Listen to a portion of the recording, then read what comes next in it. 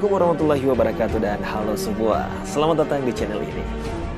Tidak dapat dipungkiri, biaya kuliah untuk jalur mandiri lebih tinggi dibandingkan dengan jalur SNPTN dan SBMPTN.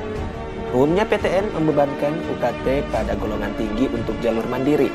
Alasan lain yang membuat jalur mandiri terasa mahal karena adanya uang pangkal yang harus ditanggung mahasiswa. Uang pangkal ini tidak berlaku bagi mahasiswa baru dari jalur SNMPTN dan juga SBMPTN. Nah, di video kali ini tentunya saya akan membahas PTN yang membuka pendaftaran mahasiswa baru lewat jalur mandiri dengan biaya kuliahnya terdiri dari UKT dan juga uang pangkal. Namun sebelum itu jangan lupa subscribe, like, and share biar saya bisa lebih semangat lagi untuk membuat konten-konten terkait dengan penerimaan mahasiswa baru tahun 2020. Dan juga jangan lupa di-share, semoga informasi ini juga dapat bermanfaat untuk teman-teman kalian yang ada di luar sana. Oke baik, yang pertama kita ke UPN Yogyakarta. Sesuai dengan keputusan Rektor UPN nomor 2829/UN62/2018. Calon mahasiswa baru jalur seleksi mandiri program sarjana dan program diploma 3 yang diterima wajib mengisi pilihan dan membayar uang sumbangan pengembangan institusi. Pendaftar diberi alternatif pilihan sesuai kemampuan ekonomi orang tua calon mahasiswa atau pihak yang membiayai dengan alternatif besaran SPI sebagai berikut. Level 1 sebesar Rp5 juta, level 2 Rp10 juta, level 3 Rp20 juta, level 4 Rp40 juta, level 5 Rp60 juta, level 6 Rp80 juta, level 7 Rp100 juta, dan level 8 Rp125 juta. Cukup tinggi juga ya. Kita ke universitas selanjutnya, ada UPN Jawa Timur. Khusus bagi mahasiswa jalur mandiri atau non-SBMPTN dan SNMPTN, selain UKT juga dikenakan sumbangan pengembangan institusi atau SPI yang dibayarkan sekali selama mengikuti pendidikan. Nah, penentuan besaran sumbangan pengembangan institusi ditetapkan berdasarkan keputusan Senat Universitas. Prosedurnya, calon mahasiswa yang mendaftar UPN Jatim jalur mandiri diharuskan mengisi surat pernyataan kesediaan membayar sumbangan pengembangan institusi. Pendaftar diberi pilihan nominal angka SPI yang tertera dalam surat pernyataan tersebut. Jadi terdapat 7 nominal angka yang harus diputuskan, yakni mulai dari Rp0 sampai dengan Rp90 juta. Kita ke universitas selanjutnya, yaitu Universitas Padjadjaran Bandung.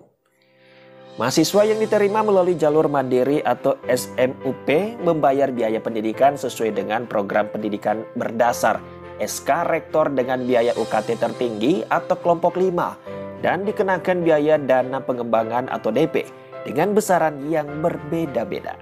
Adapun rentang besaran DP antara nilai minimum yaitu Rp20 juta sampai nilai maksimum yaitu Rp250 juta. Wow, besar juga ya. Untuk program studi Saintek dan antara nilai minimum yaitu Rp15 juta sampai dengan nilai maksimum Rp75 juta untuk program studi Sosum.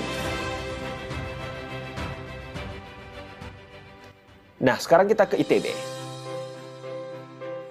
Biaya kuliah jalur mandiri ITB tidak dibebankan dana pengembangan atau uang pangkal atau uang gedung.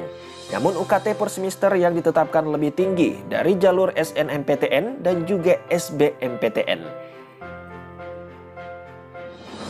Yakni ada 6 kelompok.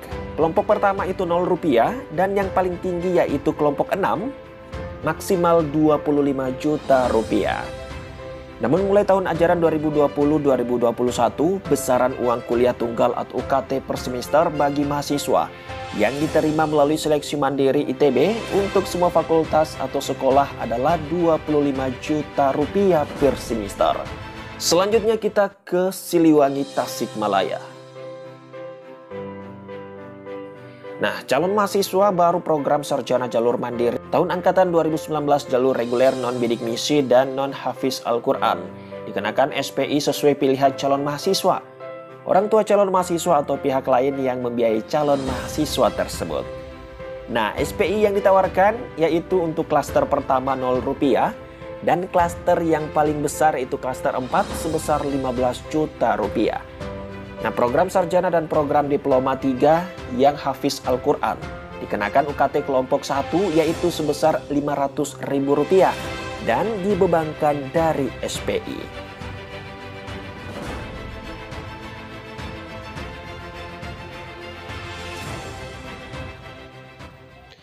Selanjutnya kita ke Solo, di mana ada Universitas 11 Maret.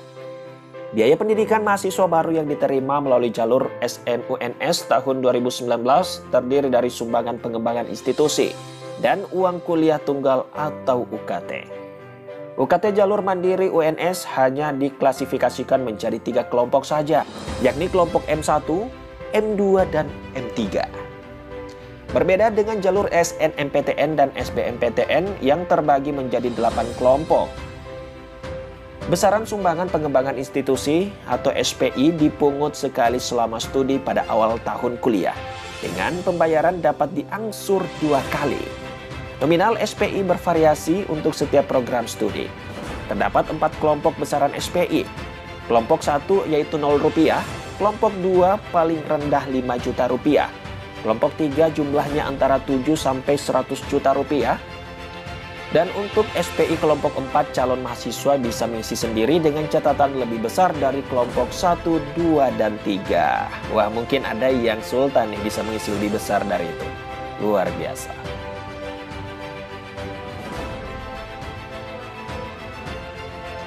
Selanjutnya kita ke Universitas Udayana Bali.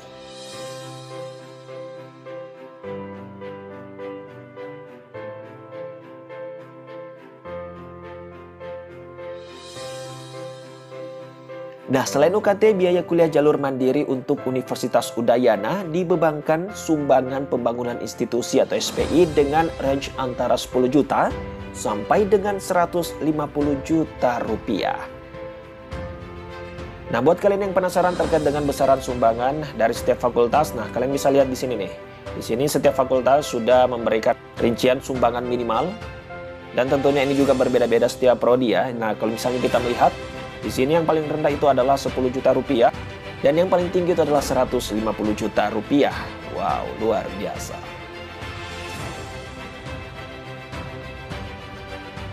Nah, selanjutnya kita beralih ke ITS Surabaya. Nah, seleksi mandiri di Institusi Teknologi 10 November atau ITS diberi nama Program Kemitraan dan Mandiri atau PKM. Biaya kuliah terdiri dari UKT dan sumbangan pengembangan institusi. Nah, UKT sama untuk semua program studi yaitu sebesar Rp7.500.000. Sementara untuk sumbangan pengembangan institusi berkisar antara Rp20 juta sampai dengan Rp75 juta.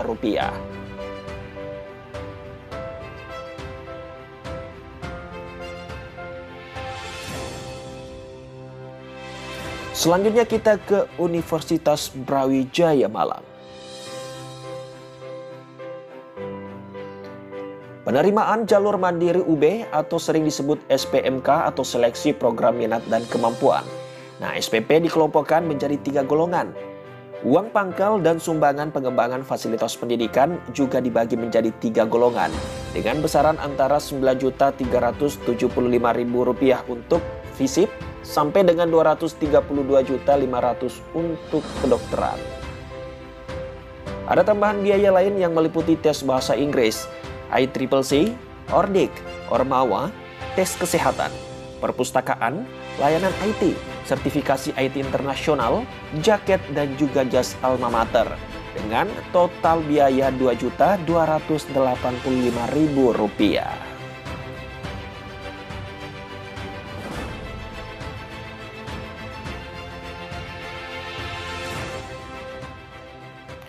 Selanjutnya kita ke UPN Veteran Jakarta.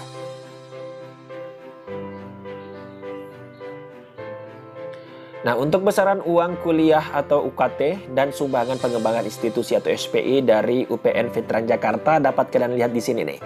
Nah, kalau misalnya kita lihat di sini, yang paling rendah itu adalah Rp6 juta ya. Dan yang paling tinggi itu adalah Rp22.300.000. Nah, sementara untuk range biaya sumbangan pengembangan institusi itu mulai dari 0 sampai dengan 10 juta rupiah untuk level yang pertama. Dan untuk level 4 atau level yang paling tertinggi itu adalah 30 juta rupiah sampai dengan 40 juta rupiah itu untuk non-kedokteran.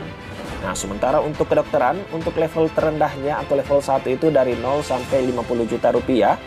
Dan yang paling tinggi itu adalah 250 juta rupiah sampai dengan 350 juta rupiah.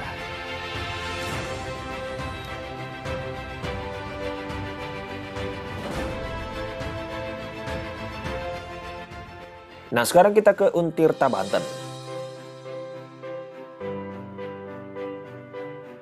Biaya kuliah Untirta jalur mandiri terdiri atas UKT dan uang pangkal yang disebut biaya pengembangan institusi. Nah, besaran biaya pengembangan institusi atau BPIN Untirta yang pertama, untuk S1 bidang non-eksak minimal 10 juta rupiah. Yang kedua, S1 bidang eksak minimal 15 juta rupiah. Yang ketiga, Diploma 3 keperawatan minimal 10 juta rupiah. Yang keempat, Diploma 3 ekonomi minimal 5 juta rupiah. Dan yang kelima, alih jenjang Diploma 3 ke S1 minimal 5 juta rupiah. Nah, untuk uang kuliah tunggal atau UKT jalur mandiri, pihak Untirta sudah mematok UKT minimal pada kelompok 3 untuk jenjang sarjana atau S1. Sedangkan UKT mahasiswa yang mendaftar jenjang D3 terdiri dari 3 kategori dengan pengelompokan sebagai berikut.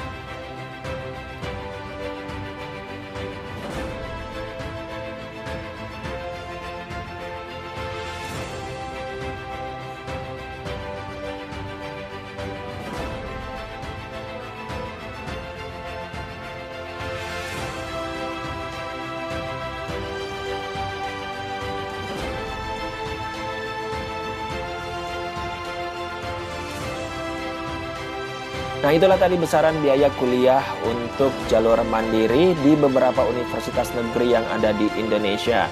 Nah, semoga informasi ini dapat bermanfaat untuk kalian.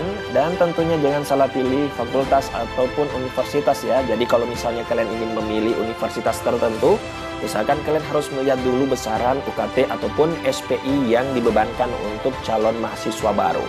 Karena setiap universitas itu mempunyai besaran yang berbeda-beda, tergantung dari kebijakan universitas itu sendiri. Oke, baik, sampai ketemu di video selanjutnya. Wassalamualaikum warahmatullahi wabarakatuh dan sampai jumpa.